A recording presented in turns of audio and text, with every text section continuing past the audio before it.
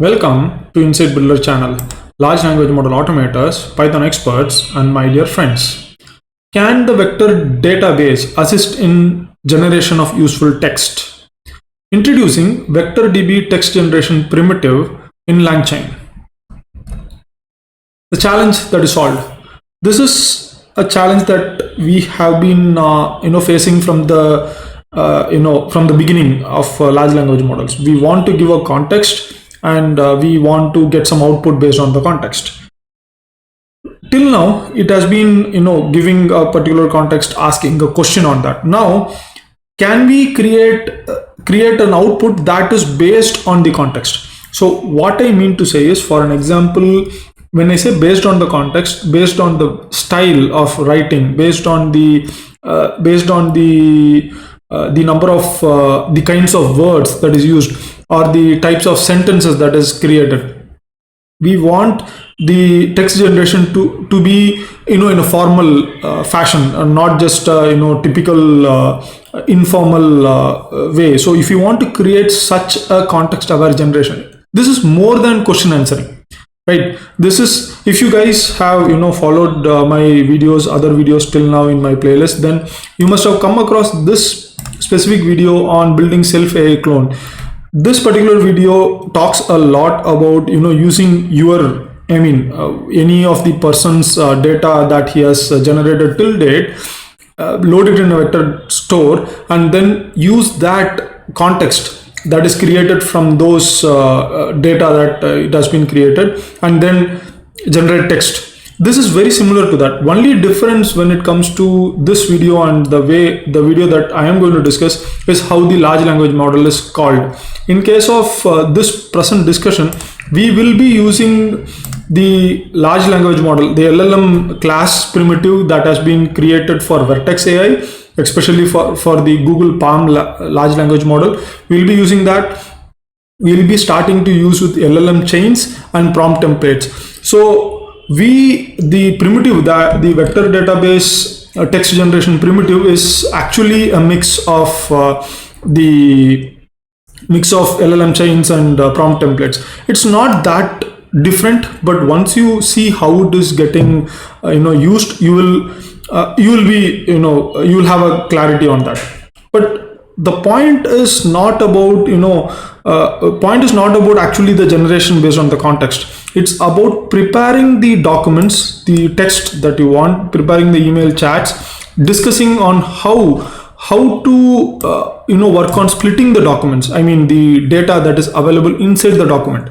How are you going to do that, and how well or how easily you can visualize what the vector store is actually sending out whenever you are asking some questions. All these things will be covered in this particular video. The challenge that I have been seeing in various people who have been trying the document QA is primarily linked with how they think the vector store is working. In this particular discussion, apart from showing how to create context aware generation, I'll be showing strategies where you can understand how the text is getting and seeing the output. We'll be looking into those strategies right now.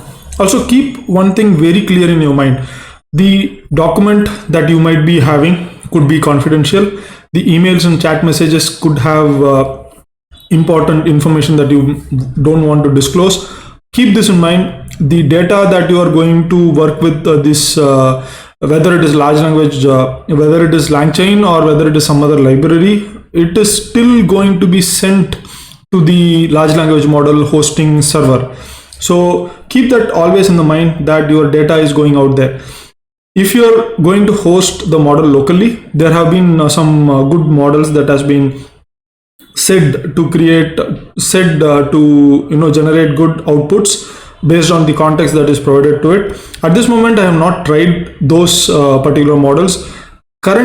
Even in case of Langchain, lot of new primitives has been developed, especially for those open source model like Llama CPP, MPT, GPT-4J. All those models can be loaded right into the Langchain as a Langchain primitive. The challenge there is, most of the time you will need a good hardware I mean from the processor as well as the RAM, and also you might have to look for a GPU also. Most of the large language model currently in the market, when they are when they are tested for a specific purpose, like the way that we are right now working, that is to use your documents and use that documents context for creating a different document or a different output. The output that is received from those open source models are still not to a level of what we can see in case of Bard or ChatGPT. The challenge here is the level of complexity the models have. So in case of ChatGPT or the Palm large language models, the amount of parameters is really huge. It crosses more than a couple of billions, a couple of hundreds of billions. So that is one of the challenges that we are facing currently, but there is workaround that is getting created from the programming community. There is QLoRa, there is LoRa, and there are various kinds of attention mechanisms that is inbuilt into the model, so that the model size as well as the inference time can be reduced. All these things, once I have the necessary hardware, I'll be able to discuss those with you. With that said, let us think about this particular step, context aware generation, in a different way. If you think about it, it's actually automating the prompt. So you are going to give a basic prompt which will get different kinds of inputs or different kinds of text each and every time. So it's kind of automating the prompting. And this particular notebook, this particular code will be used for this discussion. In a moment I will be sharing it. I believe you like this video. Do leave a like and share it with others. Subscribe to my channel for further updates, not just on large language models and Langchain, but on various other libraries open source in Python. With that said, let us go to the browser. You can take a look at this particular video. You will get a clarity, and then so here is the code that was used for this building self AI. Here you will see that even though I have used Langchain, even though I have told that I have used Langchain, I have used Langchain only for creating the text splitting and then loading it into the face database, face vector store. After that, everything has been done manually. So in even building the conversation prompt, working with the building the conversation prompt, as well as getting the data from the similarity search, all these things has been done manually using this particular function. And if you go up, you will also see that the call that is made to the large language model is done through the primitive that has been provided by Google. So that is how I had written this particular code. However, the code that we are going to see today is going to involve the Langchain primitive LLM itself. And we will be I have been covering Palm large language model, that is from Google, for quite some videos, and that is because Langchain had released the primitive, the class primitive for supporting Vertex AI. You will need security account for making this work. So I have already explained this in a couple of videos. I'm not going to explain this again. And in this particular video, I am going to use the vector database that is already available for you guys. You don't need to actually create this vector database. It is already present. Just a minute. It is already present. So I have already done the embedding of this particular database using Google's Vertex AI embedding, and this particular zip file, you can use it and you can start working on this particular code base. Here you see that I am just unzipping the vector database, and then I am creating the Chroma vector database instance. Once I create this Chroma vector database instance, I'm just checking it whether I'm able to get the necessary documents out of the database. So this is a basic step that I am doing currently here. Once that is done, this is where the LLM chain, the Vertex AI LLM, the class primitive comes into picture, and the prompt template. So these are the three class primitives that is going to help you to work with, help to create context aware prompts. So this is the basic instantiation of the large language model class. Once that is instantiated, you will have the LLM object. This, and next is the prompt template. So here is the key point. So I am writing this in plain word that use the below context. This word is important because this context is going to refer to this context as well as this particular word. And then I am asking for a blog post about the topic. So this is an example that I have directly taken from Langchain documentation. I'll be showing you something different in a couple of minutes. And then I am requesting for the blog post. I create a prompt template. It's a simple prompt template where the input variables are context and topic.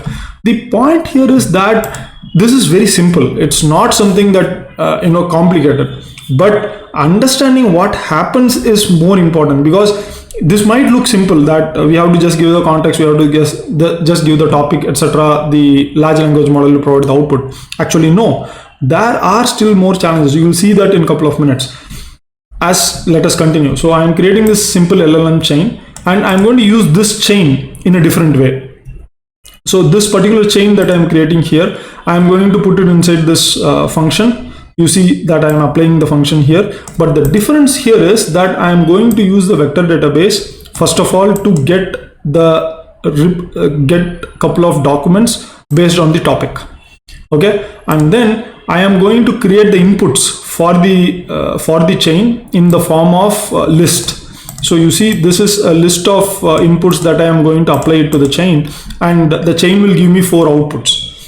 You will be seeing this in this is one of the benefits of using Langchain. So a lot of things gets automated. So this is what I was talking to you. So let me go back to the earlier video document where I was using the plain where the code was not using Langchain. So there you will see that I have used very basic prompts, and there is not much of an automation. So this particular function, if you go down here, this particular function takes the question, gets the similarity search, and then does the prompt and returns the prompt. That's it. It is only returning one prompt. Okay, but in case of this particular setup, I will be getting 4 different prompts. Okay, you will be seeing how that is possible. So let me go further and explain it. So you see that I am going to create this particular function, and I am going to ask to generate a blog post, and here comes the output. What happens is, you see there are 4 outputs. It's not just one output. So let me show you the number of the length of the output, then you will understand what I'm trying to say. The point here is, it is better to so you see the output is 4 elements. So it is always better to look at the data that is getting compiled, or that is getting executed inside the Python execution environment, because when you are practicing with the Jupyter notebook, it is so easy for you to test these things out manually. And when you are going to convert this particular series of commands into scripts, then you can remove those things that you don't want. But when you are testing it, when you are learning, when you are practicing, do keep this habit of going into each of the variables, trying to see what these variables are doing. So here you see that I have got a simple output called text, and this output is taking the Langchain concept, and it is creating a simple blog post. I am asking a blog post of 400 words, but if you check it, you will actually see it's just 103 words. It's not giving me a 400 words blog post. You can check it for all the outputs. You will see that it is 100 to 110. Why is this? Why is it not listening to our context? Why it is unable to create more data? The point is how much data you are providing it. That is also more important. The LLM is generating text based on the input that you have provided, right? The context that you have provided, and the instruction that you have shared with it. After that, whatever happens is purely based on the maximum tokens that the particular model can generate, and what is the settings that has been created. In this case, it is more about understanding these concepts, that max tokens what kind of token that will come out, what is the temperature that has been used for the large language model. All these things comes into play. Okay, so this is, you saw that we use this particular function, we sent in basic Langchain concepts, and it is still a black box, right? This particular Langchain concept will go into this topic and it will go to this particular search and return some data, right? How to look at the data? Understanding that is the key point. Once you understand how the data looks, then you will know, okay, why my output is like this. So this is something that we are going to see next. It's a simple strategy. All I need to use is, I'm going to use something different here. Instead of using blog post, I'm going to create a 280 character YouTube comment, and I'm going to use the same context and topic. I'm not going to change it. Yeah, this is one of the mistakes. So comment, what happens is, if I don't change this, you will see the output will be different. So I will show it to you in a moment. I have changed this YouTube comment now, but before this it was blog post. So what had happened is, if you go down here, you will see that in the just a minute, let me, I think it was in element 2. Yeah, you see, even though I'm asking for YouTube comment, but the output is saying it is a blog post, right? Why is this happening? Because I made the change. I did not change the requirement in this particular area. Now I'm going to change it. Okay, I'm going to ask for a YouTube comment, and the prompt template is going to be same. I'm not going to change any of those. Only change I'm going to do is, it is in this particular function. So it is still the same. I'm going to give the topic, and in this case what I'm going to do is, I'm going to print all the 4 output that you will get from this particular function call, and then I'll be sending this as a context, and then I will be getting the output. Let us execute this. And once you execute that, and I'm asking for the same word, Langchain concepts. You see this? I'm not changing anything. But now you will see the output that is coming. So you see the output once you give the Langchain concepts. These are the data that has been pulled. So this is doc0 page content. So this is doc0 page content. You see, this is the output that we are getting from Langchain concepts.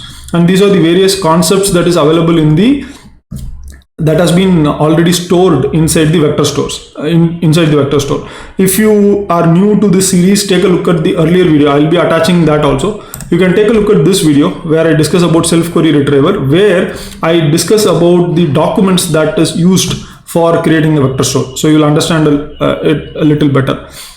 This is the context that is being given. So now you are seeing what is the output that is coming. You ask for Langchain concepts, and where is Langchain concepts here? Only in this location it is there, right? Rest of all, and here there is something called as concepts and terminology commonly used. Rest of all, it is completely different. Why is that? Because this particular snippet of text is actually a document that contains the concepts Langchain. That is why this document got selected. The same way here, you see it's Langchain and concepts. You see, that is why it is getting selected. And once these things are selected, it is actually given as a context here in this location. Okay, and once, so think about it. You are thinking, okay, Langchain concepts will have a lot of information, but it is having only some less than 50 words or 60 words, and you are expecting to have a blog post of 400 words. Obviously there will be some challenges, right? It has to hallucinate a lot in order to get to the 400 words blog post. So think about those things when you are creating the prompts, that too context aware prompts. And assume that I want to I give a prompt that is little different, that instead of saying here in this case I was told to extract the word frequencies just to show you guys what is happening. Okay, and then I have told to write a 280 character comment on the topic. So I did not talk about any of the style related or type of words usage or type of vocabulary. I did not talk about any of those things. But if I have spoken about the style, and how will the large language model come to a conclusion that what kind of style this particular document is? It cannot find anything. It's just series of words, bullet points. It cannot find out the style, and obviously the answer is not going to be perfect. Understanding this is very important, and that is why seeing the output is more interesting. And these are the various outputs that you see from this page content, and then you see this particular output. Let us actually reprint it and see what is the output right now. And the most common words in the context are concept. So this is the common words that I get, and you see that here you see the comment, which is the topic for you to know. The comment also mentions the chain of thought, which is prompt technique and used for encouraging the model to generate. So you see this is the output. Now let us see what is the first output. Playing with the most common words again. So the first output is also a little bit different. So and you see all these are related to Langchain concepts, and it is saying it is used for developing LLM application. So it couldn't do much, right? It couldn't actually come up with a lot of information. And let us go for the other one. Looking at the outputs like this is also more important. And now you see here you find something different, right? You see concepts, 10 concepts, Langchain is 9, documentation is 6. Is this really correct? Let us go back and take a look at this particular output. This particular output. This output is, this particular document is the context for this particular output. And you see right there that the model is hallucinating, right? I don't see concepts used 10 times here. You can actually see that. But here it is telling the concept is used 10 times, Langchain 9 times, documentation 6 times. We immediately know it is hallucinating. This is the reason why I wanted you guys to understand how tough it can be for the large language model to follow a particular context. As you start working with Langchain, you will also come across various other primitives like QA eval chain. I have already discussed about this separately. The point of QA eval chain is that each of these documents will be given to an LLM, and it will generate. So it will generate questions, or 5 to 6 questions on top of that particular context, and then you can ask the LLM to answer that also. So it is kind of a question and answering creation, the dataset creation using LLM itself. It can be quite difficult to visualize this, but once you understand. So for an example, I give this particular context and I ask the LLM that, okay, generate me 5 questions for this context, based on this context, and it will generate me 5 questions. And also in the same prompt, I ask, okay, generate me 5 answers for those questions. So like this, when you do a chain of things, and you can actually check how the LLM will give the output for the questions that itself generated. So these kinds of ideas you can actually implement it and see, implement it with the prompt templates as well as functions like this, and you can see how it works. The most important point, again, as I was explaining, is the curiosity. So you have to have the curiosity to how to automate, to think how to automate, and to think of new ideas of using the large language model. It's not the regular activities that we do. The content generated by large language model is very large. You cannot consume. I mean, a regular human being cannot read and consume all the data that is created by large language model. You need to have primitives like those available in Langchain, those available in various other libraries like transformers libraries in Hugging Face, agents in transformers. You can actually bring those things together and then start working at a programmatic level, not manually. Whatever you are seeing here, even though I am actually putting all these things inside the Jupyter notebook and I am showing it to you as functions, we are still not fully automating it. These things are, this is something that I am showing it to you to make you understand, but if you are going to automate, it is going to be a complete script which takes the data from somewhere, does the vector database creation, loads the data into it, and then starts working on the context. All of these things done automatically, and then gives an output. I mean, gives the prompt or a interface for the user to start working with. That is a complete automation. Whatever you are seeing here is basically a conceptual introduction of what is going on inside the vector database and the context-aware prompting, context-aware text generation. So I believe that you have got some good grasp of what is context aware text generation, and how you can use it with vector stores and the data that you have got, and ensure and also keep in mind your data is actually going to the third party LLM hosting servers, and a couple of people in the middle are also watching it. The Langchain library as such cannot watch it because anyway you downloaded it to your local environment, so that's not the problem.